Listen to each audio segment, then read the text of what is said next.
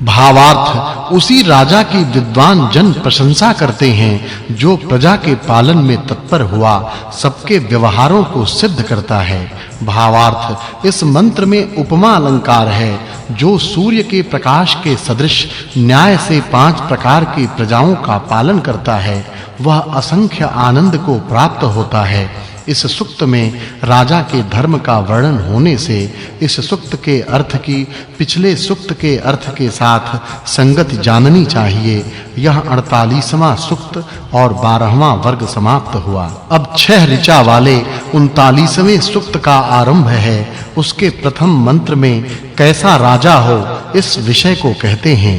भावार्थ जो राजा हम लोगों के दुखों को दूर करके जैसे प्रातः काल अंधकार को वैसे अन्याय और दुष्टों का निषेध करता है उसी की हम लोग प्रशंसा करें। भावार्थ इस मंत्र में उपमा अलंकार है जो राजा बुद्धि वाले और बुद्धि के देने वालों को सदा धारण करता है वह सूर्य के सदृश प्रतापी होता हुआ शीघ्र अपने कार्य को सिद्ध कर सकता है।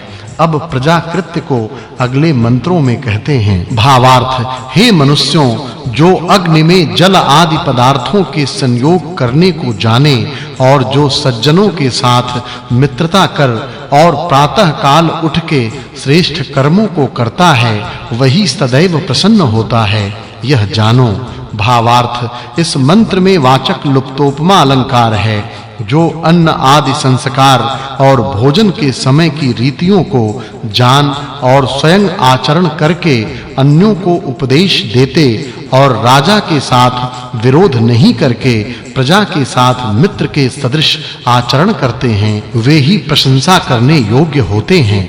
अब राज प्रजा कृत्य को अगले मंत्रों में कहते हैं। भावार्थ इस मंत्र में उपमा अलंकार है जो राजा और प्रजाजन पक्षपात से रहित न्याय युक्त धर्म का आचरण करते हैं वे शत्रु रहित हुए सबके प्रिय होते हैं। भावार्थ इस मंत्र में वाचक् लुप्तोपमा अलंकार है हे मनुष्यों जो राजा सुगंध आदि से युक्त घृत आदि के होम से वायु वृष्टि जलादि को पवित्र कर सबके रोगों का निवारण करके अवस्थाओं को बढ़ाता है और प्रयत्न से सब प्रजाओं का पुत्र के सदृश पालन करता है वह हम लोगों को पिता के सदृश सत्कार करने योग्य है। इस सूक्त में राजा और प्रजा के कृत्य का वर्णन होने से इस सूक्त के अर्थ की पिछले सूक्त के अर्थ के साथ संगति है यह जानना चाहिए। यह 39वां सूक्त और 13वां वर्ग समाप्त हुआ। अब 5 ऋचा वाले 40वें सूक्त का आरंभ है। इसमें राजा और प्रजा के कृत्य को कहते हैं।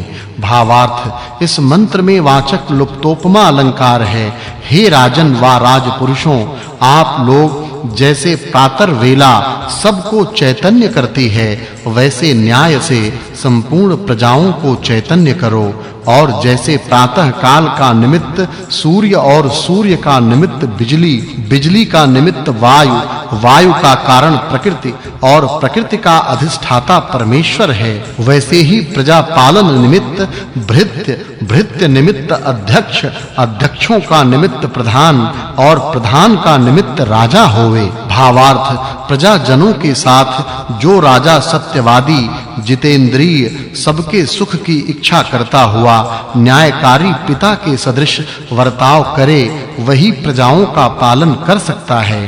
भावार्थ इस मंत्र में उपमा अलंकार है हे मनुष्यों जिस राजा की बाज पक्षिणी के सदृश सेना पराक्रम वाली है वह उसके द्वारा प्रजा का पालन करके डाकू चोरों का निवारण करे। भावार्थ हे मनुष्यों जैसे सब प्रकार शोभित बंधन से सन्नद्ध किया घोड़ा शीघ्र चलता है वैसे ही अग्नि आदि से चलाए गए वाहन से शीघ्र जाओ।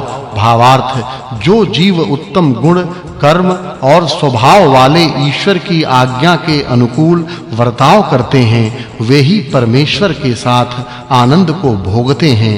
इस सूक्त में राजा और प्रजा के कृत्यों का वर्णन होने से इस सूक्त के अर्थ की पिछले सूक्त के अर्थ के साथ संगति जाननी चाहिए। यह 40वां सूक्त और 14वां वर्ग समाप्त हुआ। अब 11 ऋचा वाले 41वें सूक्त का आरंभ है। उसके प्रथम मंत्र में अध्यापक और उपदेशक के विषय को कहते हैं। भावार्थ: हे अध्यापक और उपदेशकों, जो दाता जन के सदृश पुरुषार्थी, बुद्धिमान, नम्र, शांत, सत्कार करने वाले और माता-पिता से उत्तम प्रकार शिक्षित होवें, उनको पढ़ा और उपदेश देकर लक्ष्मी युक्त और श्रेष्ठ करो। अब राजा और अमात्य विषय को अगले मंत्रों में कहते हैं। भावार्थ: हे न्याय करने वाले राजा और मंत्री जनों, जो आप लोगों के सत्कार करने और शत्रुओं के जीतने वाले महाशय अर्थात गंभीर अभिप्राय वाले मेल युक्त आप लोगों की मित्रता में प्रीति करता विजयी होवें, उनका सत्कार करके रक्षा करो। भावार्थ: जो राजा और मंत्री जन उत्तम गुण वाले मनुष्यों का धन आदि से सत्कार करते हैं, वे ही ऐश्वर्य को प्राप्त होकर सदा आनंदित होते हैं। भावार्थ: हे राजा और मंत्री जनों, आप ब्रह्मचर्य, विद्या, सत्याचरण और जितेंद्रियत्वादि गुणों से अतुल बल को बढ़ा के शत्रुओं का निवारण और प्रजाओं का अच्छे प्रकार पालन करें। निष्कंटक राज्यानंद का निरंतर भोग करो। फिर अध्यापकोपदेशक विषय को अगले मंत्र में कहते हैं। भावार्थ: इस मंत्र में उपमा अलंकार है। हे अध्यापक और उपदेशक जनों, आप सबके लिए ऐसी बुद्धि देओ कि जिससे सब पूर्ण मनोरथ वाले होवें। अब राज विषय को अगले मंत्र में कहते हैं। भावार्थ: इस मंत्र में वाचक् लुप्तोपमा अलंकार है। राजपुरुष जैसे ब्रह्मांड में सूर्य, वैसे प्रजाओं में पिता के सदृश वर्ताव कर और चोरों का निवारण करके न्याय से प्रजाओं का पालन करें। अब प्रजा विषय को अगले मंत्र में कहते हैं। भावार्थ: इस मंत्र में उपमा अलंकार है। हे प्रजाजनों, आप लोग उन्हीं राजा आदिकों को स्वीकार करो कि जो पिता के सदृश सब लोगों के पालन करने में समर्थ होवें। फिर राज विषय को अगले मंत्र में कहते हैं। भावार्थ: इस मंत्र में उपमा अलंकार है।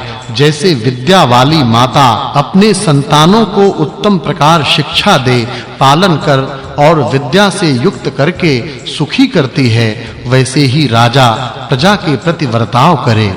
अब राजा और प्रजा के कर्तव्य विषय को अगले मंत्र में कहते हैं। भावार्थ: इस मंत्र में उपमा अलंकार है। हे राजन, जैसे कन्या जन ब्रह्मचर्य से ग्रहण की गई विद्या और उत्तम शिक्षा से यश युक्त और विद्या वाली होकर अपने अनुकूल पतियों को प्राप्त होकर सदा आनंदित होती हैं, वैसे ही प्रजाओं के साथ आप और आपके साथ प्रजाजन निरंतर आनंद करें। अब प्रजा विषय को अगले मंत्र में कहते हैं। भावार्थ: इस मंत्र में वाचक् लुप्तोपमा अलंकार है। मनुष्यों को चाहिए कि जैसे युक्त अर्थात कार्य में लगे हुए पुरुष संपूर्ण ऐश्वर्य को प्राप्त होते हैं, वैसे हम लोग संपूर्ण आनंद को प्राप्त होवें, ऐसी इच्छा करें। फिर राज प्रजा विषय को अगले मंत्र में कहते हैं। भावार्थ: हे राजन, जैसे हम लोग आपके प्रति प्रीति से वर्ताव करें, वैसा ही आपको भी चाहिए कि हम लोगों में वर्ताव करें।